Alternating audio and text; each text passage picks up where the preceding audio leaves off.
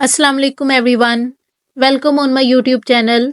आज मैं आपके साथ शेयर करूंगी हाथ से बनी सवैयों की बहुत ही ज़बरदस्त, बहुत ही स्पेशल रेसिपी। ये इतनी ज़बरदस्त रेसिपी है कि इसको देखने के बाद आप सोचेंगे कि इतनी ज़बरदस्त रेसिपी आपको पहले क्यों नहीं मिली थी। लेकिन रेसिपी को स्टार्ट करने से पहले आपसे एक रिक्वेस्ट है कि अगर आप मेरे चैनल पर नए हैं और मेरी रेसिपी को पहली बार देख रहे हैं तो मेरे चैनल को सब्सक्राइब कर दीजिए और उसके साथ ही बेल आइकन को भी प्रेस कर दीजिए ताकि आपको मेरी आने वाली हर नई रेसिपी का नोटिफिकेशन चला जाए और आप मेरी हर रोज़ आने वाली रेसिपी को देख लिया करें। तो चले फिर आज की स्पेशल रेसिपी को बनाना स्टार्ट करते हैं। सबसे पहले हमें चाहिए हाथ की बनी हुई सवैयाँ। ये बहुत ही स्पेशल सवैयाँ होती हैं, ये खुद घर पर भी बनाई जाती हैं और मार्केट से भी इजीली मिल जाती है। उसके साथ ही हमें चाहिए दही, देसी घी और चीनी। तो सबसे पहले हम सवैयों को अच्छी तरह से साफ कर लेंगे। एक बार देख लेंगे कि कहीं इनमें कोई पत्थर वगैरह तो नहीं, ये बिल्कुल ठीक है। अगर तो आपने खुद घर पर बनाई है सवैयाँ तो फिर कोई मसला नहीं, घर की बनी हुई साफ ही होती हैं। लेकिन अगर इनको मार्केट से लाए हुए हैं तो फिर इनको एक बार ज़रूर चेक कर लें। सवैयों को साफ करने के बाद एक बर्तन में वाटर ऐड करेंगे और जब वाटर बॉयल हो जाएगा तो उसमें सवैयाँ ऐड कर देंगे। सवैयों को हमने बॉयल होने के लिए वाटर में ऐड किया है।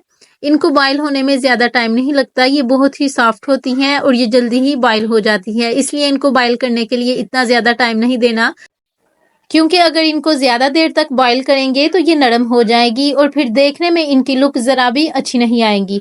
और जिस वाटर में हम सवैयाँ बॉयल कर रहे हैं उसमें सवैयों के अलावा कोई और चीज़ ऐड करने की ज़रूरत नहीं होती। सवैयाँ बहुत अच्छी तरह से बॉयल हो गई हैं।